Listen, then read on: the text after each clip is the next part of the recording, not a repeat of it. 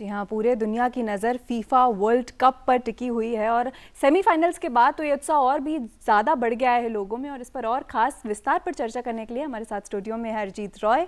आप sports journalist हैं, बहुत बहुत स्वागत है Arijit ji. I hope you slept well, क्योंकि बीती रात हम सभी ने मैच देखा और सभी ने नींदें उड़ा दी उस मैच ने हमारी। तो पहले उसी पे चर्चा करते हैं। Last night the match we saw France और स्पेन, बहुत ही शानदार परफॉर्मेंस रहा स्पेन का। उस मैच से ही शुरू करते हैं। वेल मैम, जैसे हमने देखा, it's a shocker. Everybody expected France to win because they have the best attack in the tournament. Mbappe, their captain, talisman, Dembele, Olise, all of them performing, scoring in form. But Spain seems to have learned a lesson from their previous game against Belgium. Belgium के against हमने देखा Spain ने game dominate तो किया. They had 300 more passes, attacks after attacks.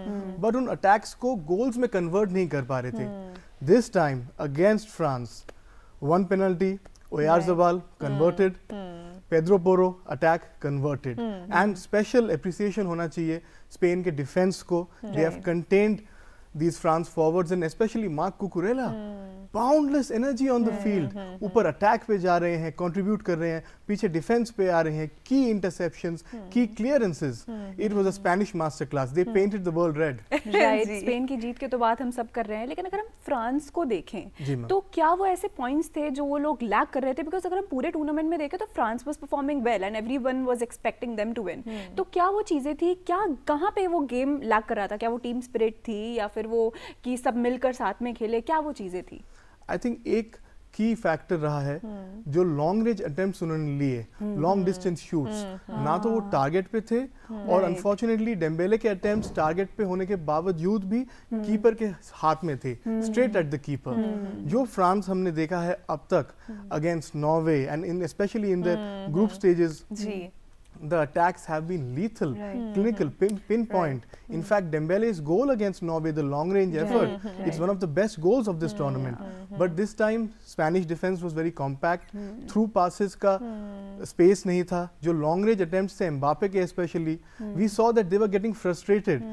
जो shots थे वो off target जा रहे थे. I think that was the key. तो क्या ये सेमीज का प्रेशर भी हो सकता है या स्पेन ने ऐसा धुरंधर परफॉर्म किया कि वो प्रेशर महसूस हुआ? देखिए ma'am, eight the end of the day football is a psychological game. अगर आप अर्ली डाउन हैं, जैसा कि हमने देखा स्पेन ने लीड लिया, so France already under pressure है. एंड जैसा आपने कहा semifinal FIFA World Cup, this is the biggest stage, this is as big as it can be. So ये प्रेशर तो है ही. परहैप्स 2022 का जो प्रेशर था फाइनल में हारने का, वो भी एड अप हो गया. And eight the end of the day it's a matter of nerves. लेकिन आज 16 साल के बाद लेकिन स्पेन फाइनली विश्व कप तक पहुंच गया है. आप क्या अनुमान लगाते हैं कि स्पेन कौन सी टीम के साथ, अगर हम स्पेन का पर्सपेक्टिव देखें तो आज जो मैच होने वाला है कल अर्जेंटीना और इंग्लैंड का, तो कौन सी टीम के साथ स्पेन खेलना चाहेगा? वेल, अर्जेंटीना वर्सेस इंग्लैंड एक बड़ा ही कॉम्प्लिकेटेड गेम होने वाला है. अगर हम दोनों ही टीम्स का कैंपेन अभी तक देखें, हमें कई सारी सिमिलैरिटीज उनके बीच में नजर आती हैं. दोनों टीम्स के कुछ मैचेस ग्रुप स्टेज में they have dominated it, clear wins, और कुछ मैचेस ऐसे भी रहे हैं जहां पे उनको एक्स्ट्रा ऑर्डिनरी कमबैक्स करने पड़े. अगर हम इंग्लैंड के केस में देखें against Croatia, against Congo specially knockout round में, और अर्जेंटीना के मैचेस में हम सब जानते हैं Cape Verde and then Egypt, even Switzerland के साथ भी प्रेशर रहा है. तो it's going to be a very tough game. It's going to be Bellingham versus Messi perhaps. People are looking towards both of them this time. Yeah.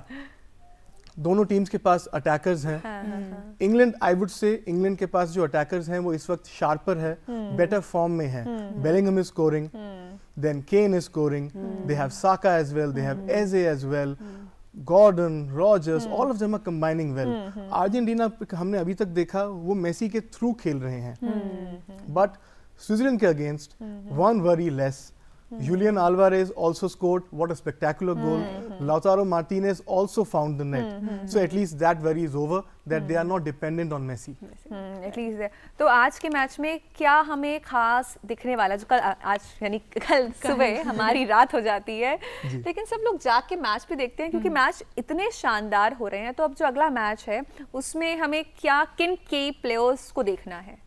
England versus Argentina rivalry, everybody is excited to see it. Falkland Islands, Diego Maradona का hand of God, Beckham controversy, Beckham and Simeone. So ये एक epic rivalry है. अगर हम अब देखें बहुत सालों 2005 के बाद अब जाके इंग्लैंड वर्सेस अर्जेंटीना हो रहा है. It's the first time Messi is playing against England, so it's going to be a litmus test for him again. So great players have to keep proving themselves. Harry Kane 6 goals, Golden Boot के race पे है. Messi with 8 goals अभी top scorer है. So it's going to be a race for the Golden Boot. Let's see who scores first. Defensively अगर हम देखें, England के लिए बहुत इंपॉर्टेंट होगा मेसी को कंटेन करना. मेसी मार्क तो रहेंगे हेवीली, लेकिन as he is Messi, one mistake by O'Reilly, one mistake by Guehi, and game over England. On the other hand, Lisandro Martinez, जो डिफेंडर है अर्जेंटीना के, what a performance against Switzerland. He will have to repeat that. And same support आना चाहिए कुती रोमेरो से भी, Molina या Montreal. Let's see who plays tonight. And the Argentine defense has to really contain the English attackers. जी, क्योंकि इस समय पर ऐसा होता है कि एक प्लेयर के बलबूते पर हम मैच नहीं निकाल सकते हैं. जब पूरी टीम मिल के खेलती है, एक दूसरे का साथ और सपोर्ट देती है, तभी हम आगे बढ़ पाते हैं. लेकिन हमने इस विश्व कप में देखा है कि बहुत सारे ऐसे नाम भी उभर के आए, बहुत सारी ऐसी टीम्स भी उभर के आई हैं जिनको पहले शायद हम नहीं जानते थे. Cap Varde is one of them. ऐसी कौन कौन सी टीम्स रही हैं इस बार? आई थिंक 3 की टीम्स रही हैं जिन्होंने अपने आप को ग्लोबली एस्टैब्लिश कर दिया है with this world cup. Cape Verde, जैसा हमने देखा, they were in the group of death. Spain, Saudi Arabia, Uruguay. They held European champions and now finally Spain to a goalless draw. Their goalkeeper 40-year-old Vaziniya, उन्होंने 7 save किए, कुछ तो point blank. Saudi के साथ again they had a goalless draw. Uruguay के against they were 2-1 down. They came back. And Argentina, they made Argentina run for their money. So that is there. Germany is there. And Ecuador. Ecuador beat Germany 2-1. And Manuel Neuer के नाक के नीचे से उन्होंने winning goal किया. उनके coach बेका Chichi, the way he ran to the stands to embrace his family, it's one of the most iconic celebrations of this World Cup. And finally Paraguay. They eliminated Germany, 4-time champions Germany penalty shootout में. They held Spain to a 1-0 defeat. No open goal. Mbappe scored a penalty. उन्होंने उनकी lethal attack को भी hold किया. So these 3 teams had what a campaign in this World Cup. Right, but Germany and Brazil, that are traditional giants, इनके elimination, इनके exit का क्या मुख्य कारण रहा है? And also Italy जो qualify ही नहीं, क्योंकि इटली भी एक टाइम पे बहुत अच्छी टीम हुआ करती थी, लेकिन अब आती ही नहीं है. तो इनका क्या मुख्य कारण हो सकता है? Well, speaking about Brazil, ma'am, first, and then I'll come to Italy. Brazil, I think जो उनका फाइनल गेम था against Norway, big matches demand big experience.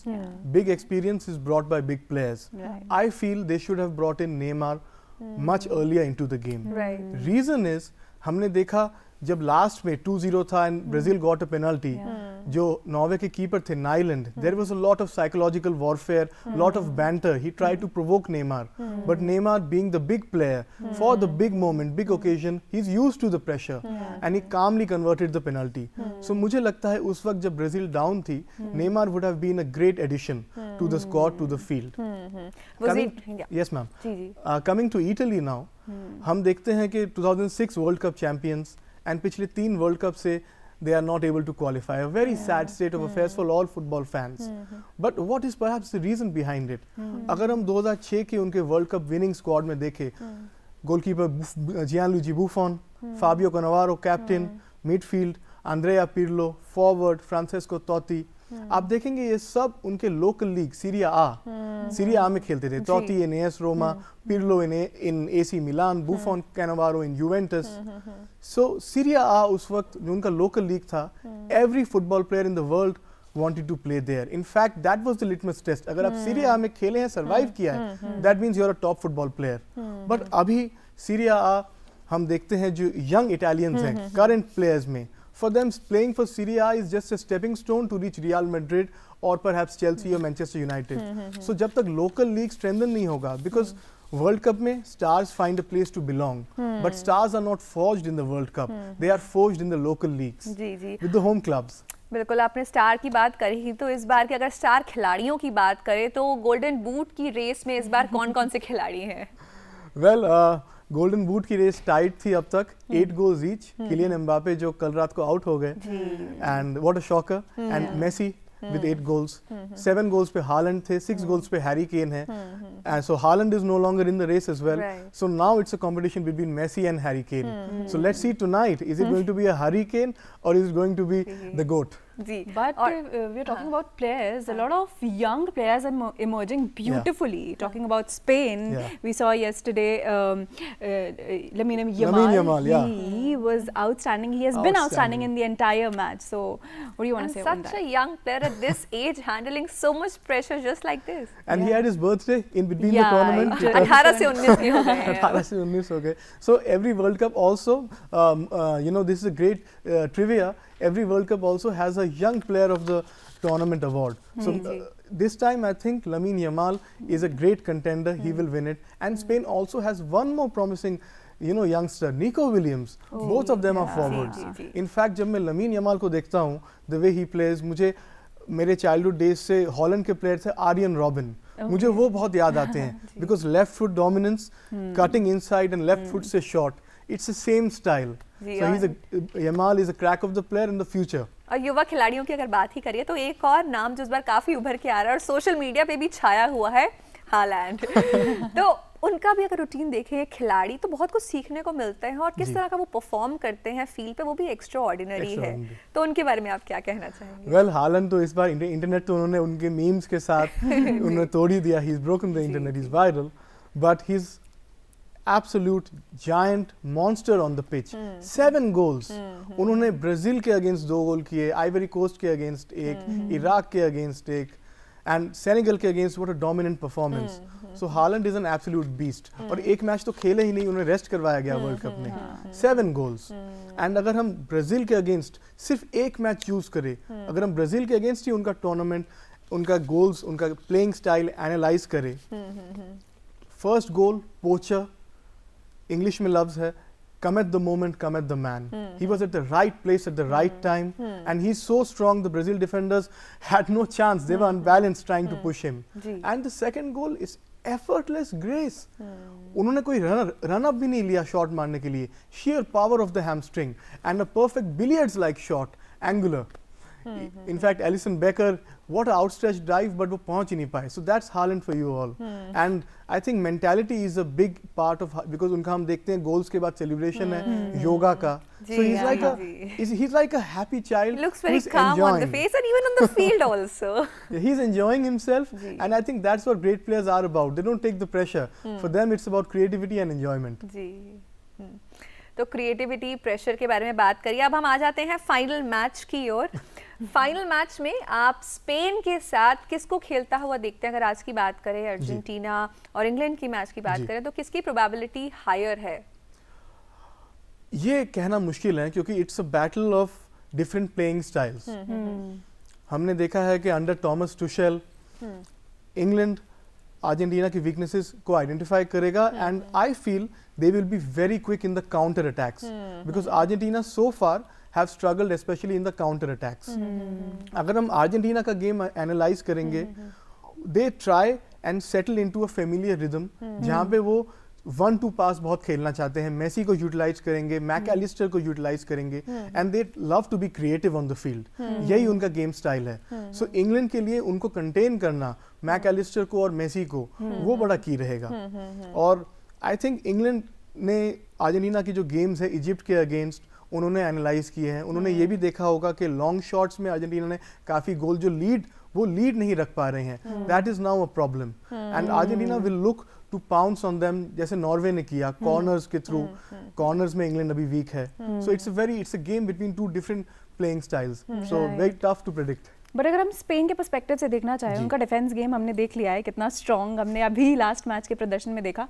तो स्पेन के पर्सपेक्टिव से वो कौन से टीम को चाहेगा कि हम उनके साथ कम्पीट करें फाइनल्स में? I think any team would want to play the final against Messi. Now what this does is, Argentina coach Lionel Scaloni का भी एक इंटरव्यू था कि why are they having so many tough games, and he said that while it is not always us, जो दूसरी team हमारे against खेलती है उनके लिए वो उनके करियर्स का सबसे बड़ा मोमेंट है कि हम अर्जेंटीना और मेसी के अगेंस्ट खेलेंगे.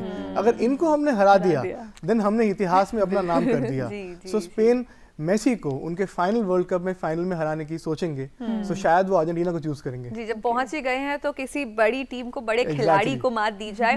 गोल्डन ग्लव की रेस की बात करें या गोल्डन बॉल की बात करें तो किन खिलाड़ियों को आप देखते हैं इस दौड़ में? Well, golden glove best goalkeeper को दिया जाता है एंड फुटबॉल फैंस इस टूर्नामेंट में एग्री करेंगे, सबका दिल एक ही नाम कहता है, वोजीनिया, केपो वर्डे के 40-year-old गोलकीपर। उन्होंने स्पेन के अगेंस्ट तो 7 गोल किए ही। अगर हम अर्जेंटीना के अगेंस्ट भी देखें, मेसी ने एक फ्री किक बहुत जल्दी लेने की कोशिश करी, but he is so smart and he is so alert on the pitch. उन्होंने क्विकली डाइव करके एक्स्ट्रा ऑर्डिनरी तरीके से उन्होंने वो बचाया। बट हम देखते हैं कि at the end of the day जो ओवरऑल टेंडेंसी है इन गिविंग दीज अवार्ड्स वो फाइनलिस्ट टीम्स को जाती है। So maybe Unai Simon, Spain goalkeeper, उन्होंने अब तक भी गोल्डन ग्लव विनर्स देख रहे हैं, कौन-कौन से रहे हैं अब तक। So Unai Simon might be one. Unai Simon ने अभी तक एक स्पेन के गोलकीपर, उन्होंने एक ही गोल कंसीड किया है against Belgium, so he is a strong contender too. Okay, लेकिन अगर हम आपके फेवरेट्स की बात करें कि पूरे टूर्नामेंट में जो बेस्ट गोल्स आपको लगे हैं वो कौन से रहे हैं, और is it yet to come? Well, it's football and we still have 3 games, so there's a lot of hope. But अभी तक हमने कई सारे goals देखे हैं. I think the best goal is Cape Verde's Cabral's long distance shot against Argentina.